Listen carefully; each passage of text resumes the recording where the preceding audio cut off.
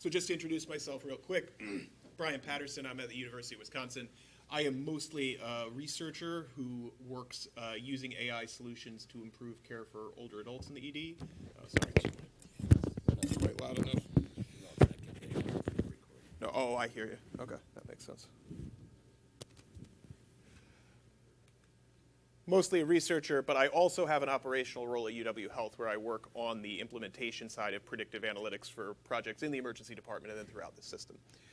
In terms of disclosures, I have been a site PI for some industry studies during COVID, but I didn't take any salary for it, and they don't have anything to do with this.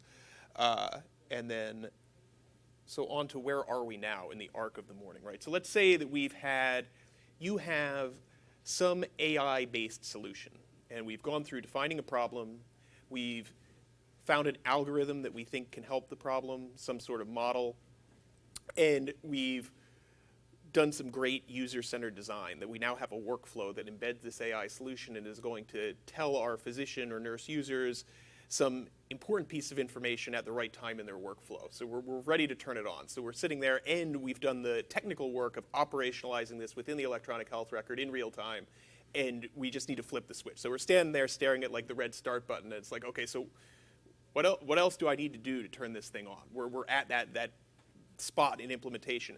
And there's a couple questions that at this point in time you might ask yourself. And one is, okay, so like who do I need to ask? Like who do I get permission from before I put the start button in my health system and get this thing going? Who needs to be on this implementation team, and how is that different from the team that existed before, in the design team, in the algorithm team? And then how do I tell users about it? Like what's the best way to do this education around the project? So I'm going to try to like very briefly hit on all of these. And in the middle of this sort of who do we ask to turn it on is where this governance of AI comes in. And so the first question that I was asked when I started these models was somebody said like, hey, do you need to like talk to the FDA about this? Is this a regulated product that you're turning on? And it's interesting to think about, like if I came into the hospital, I said like, hey guys, I've got like a new needle I designed in my garage for introducing something. You know, like there would be a lot of questioning about that, right? But at the same point in time, if I'm like, hey, I'm just going to flip this thing on and it's going to give a score for every single patient in the hospital, like your capacity to cause harm is much greater. So, so the question is like, how do we fit that in? And so the first question is, do I need to talk to the feds? So is my software subject to FDA regulation? And the first question here is, am I going to market it, right, is the big question. So if you're just turning it on in your hospital, there's nothing illegal about doing anything, right? It's the same as the needle situation, right? Like doctors do things to their patients that they think are a good idea all the time. It's if you're going to try to sell it and make money that you really need to worry about whether the FDA is involved. And if you have a software and it does something medical, it's probably going to be qualified as software as a medical device if you were going to market it. The one caveat is within the 21st Century Cures Act, clinical decision support is specifically carved out as not medical device software if it fulfills 4 critical elements. One, it's not like signal processing software. Like if you're like reading EKGs or chest x-rays, you're definitely a device. 2, it is specifically intended to put things in front of a physician that fall under this kind of CDS framework. 3, promoting, supporting, or providing recommendations. This is, again, anything that's clinical decision support is going to fall under here. The one piece that I wanted to hit is that the FDA sees like a very specific divide between black box models and those that allow a provider to independently review the basis for a decision.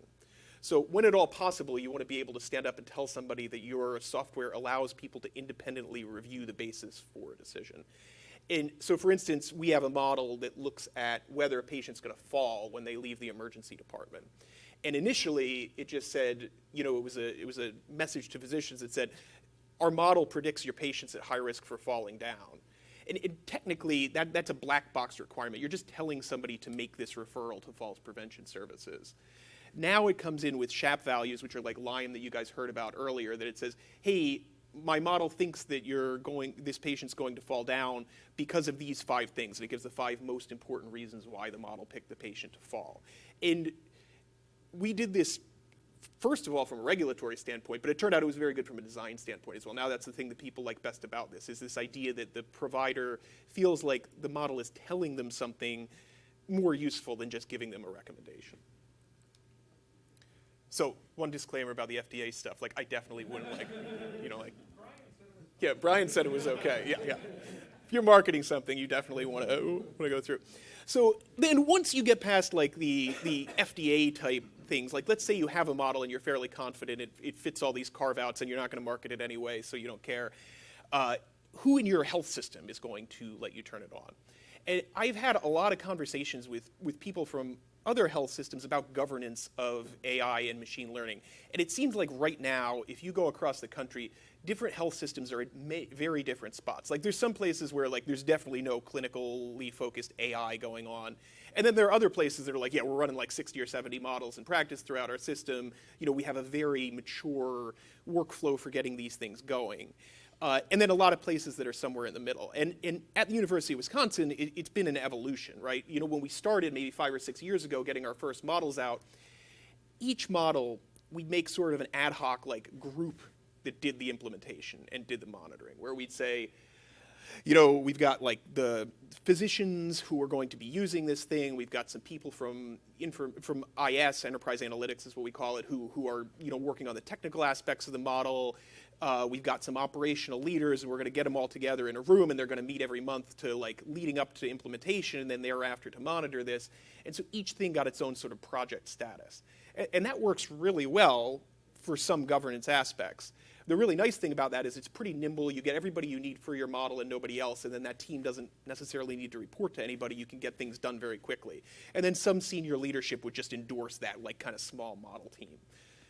The problem with that is once we get like 5, 7 models going, it's a lot of teams, they're all kind of doing different things, there's not a lot of like institutional cohesion between them, and they ask me to be on each and every single model team, which is like not good. Not just me, but like a bunch of other people, especially on that technical side, can't be on like 50 project teams at once. So we came to having like one more steering committee type of a situation where we get like a group of clinician experts, but also some people from the school side, people from computer science, people who have an interest in or expertise in ethics together to make one committee.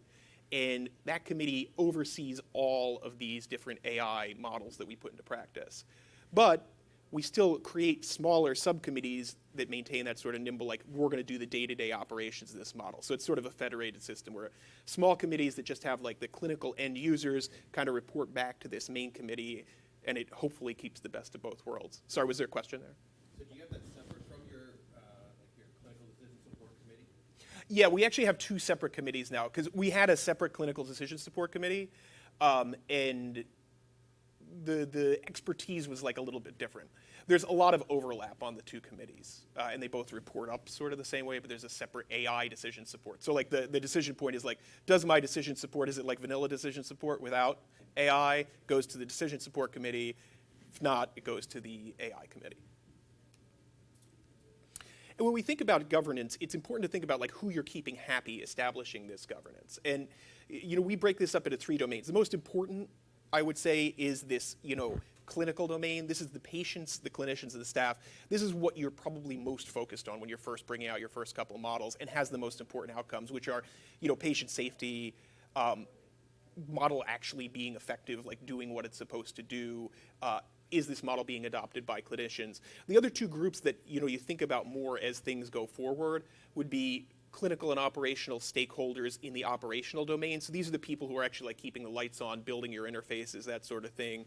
And then the leadership domain, which it becomes more important as you're running more models for senior level leaders at the hospital to have some easy way of saying like, yeah, this is what we're doing in this space, if somebody asks them some catalog of like what's going on. And there are a couple ways that we achieve these governance domains through this committee. And I'm not going to go through this whole thing, but the first is that people come to the committee, we make them fill out an intake form for a model, right? And the intake form is like 3 pages long. This isn't the whole thing. But the idea is some clinician or some other champion or somebody who like, you know, has been wooed by a third party like provider comes up and says like, hey, I've got this thing I want to turn on. How do I do it? And we say, well, go start filling out the form. And the form consists of a couple parts. The first part we ask people to bring to us. And that's sort of like, why do you want to do this? What's the use case? What's the ROI? Questions that everybody should start to ask like pretty early in the process.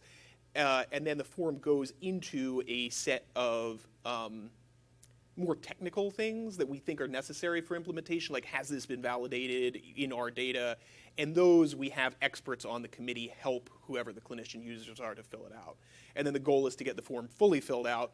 And if you fill out all these different things, then you've kind of like passed all the hurdles that we think would be put in place before implementing a model. And so this came out pretty small, but these governance steps, you have the stakeholders kind of like bring an idea to the committee. The committee provides some feedback, and then at that point in time charters that like sort of subgroup, a small group that's going to like work with the users to build the model. Sometimes it's build the model, sometimes it's vet a model that's coming from somewhere else. They fill out this whole long intake form that has all our criteria, and then the full committee meets and approves the model. When they approve the model to go live, that's when you set the model up on like, okay, so how are we going to monitor this, and what is like the frequency with which we're going to come back to this, reevaluate this, make sure it's actually hitting the metrics that you've set out at that point in time. And those kind of governance steps kind of fit with the model development steps that we think are important before a go live, where we've got, your model's initially going to get some sort of retrospective validation in a research data set, but then it's critically important to perform a retrospective validation using the actual like relatively recent data at your home institution, right? Something that's going to be that like kind of local validation. I would say that it's a very bad idea to turn one of these models on without a soft go live of both the model algorithm and the interface itself. I think a lot of times you know how well your algorithm's going to work once you go live. You've just done this, kind of recent retrospective evaluation, so there's some temptation to be like, okay, let's just turn it on. I have definitely been burned on this one. I did that once and would never do it again when I got like all these calls from the ED like, hey man, your model's firing for like every single human being who comes into the emergency department that was supposed to fire twice a week. But somebody had, like for testing, had lowered the threshold to fire when looking at it. So then when we went live, it was firing on the low threshold, which like literally every human being hit the model for falls. But so having it prospective where like it's just firing in the background to you, like helps you not make those like embarrassing mistakes. Exactly. Yeah. No. Everybody knew about the model after that. It was good. Yeah. Exactly. And then so we talk about the teams, like as you think, and I think like often we who are in this room are like on this for like the get-go. Like you've got like, I've got an idea, I want to fix it, I want to do the data science and be in Python designing the model, and then I want to design like a really cool CDS interface for the model, and then I want to be like there to like oversee this implementation. But those are really three different phases, and you're going to need to have three different teams and three different sets of language. Like I think the way that people get into trouble is when you're like in this implementation and monitoring side of things and you're talking a lot about areas under the curve and statistics and model, you just need to be cognizant of the fact that like your audience is changing as you go from one place to the other, and you need to move from the jargon of AI and human-centered design and into the jargon of implementation and monitoring. And in some sense, what I think about here is moving from like all these particular things we've been talking about that make artificial intelligence its own thing that you need to like consider to do it correctly, to like how do I now turn this into like everything else we do at the hospital? Because your hospital has systems, right, for introducing new clinical guidelines. You have ways that you change care, and what you want to do now is to be effective in implementing this, make your solution the same as everything else that you do at the hospital, like tap into the change management that you're already doing so that people aren't like, oh, whoa, what's this like new weird thing? People are saying like, oh, this is the new piece of decision support, just like the last three pieces of decision support that we've effectively, moved into practice. In terms of user engagement, these are things that we're going to do, like once you turn that model on, like how are we going to communicate to people like what gets this model going?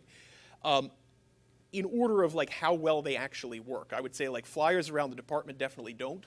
Emails almost never work, Meetings are good because you can get up and generate a little bit of excitement, but I find that like then people tend to like kind of like drop off. Having engaged clinical champions is definitely like a good strategy, right? Like you've identified somebody in the department who's going to love this thing and be talking about it, also among the residents. And then academic detailing is the other thing where you actually are doing that like kind of like at the elbow support, where you've got somebody coming down as this thing's working in practice. You have users coming down, somebody coming down and detailing your users and saying like, hey, you noticed like you could have used this decision support at that point in time. In terms of messaging, if your education is like, this is how you use the tool, you've already lost. You need to go back to like the design session. Like your messaging should not be about how to use the tool, but it's about how they should think about the tool, how they should consider using it, not like how you get through the steps of it. And I think the sort of damaging heuristic that people often have when they think about these tools is that it's going to be a crystal ball. It's going to tell them the right or the wrong, which is really damaging for a lot of reasons, because when the model spits out some wrong information, because it often will, people really lose faith if they've like kind of built it up as a crystal ball, wherein what you want to move it to is away from that and have people think of this as a co-pilot. It's presenting them some additional data that's going to help make their decision. It's not going to make the decision for you.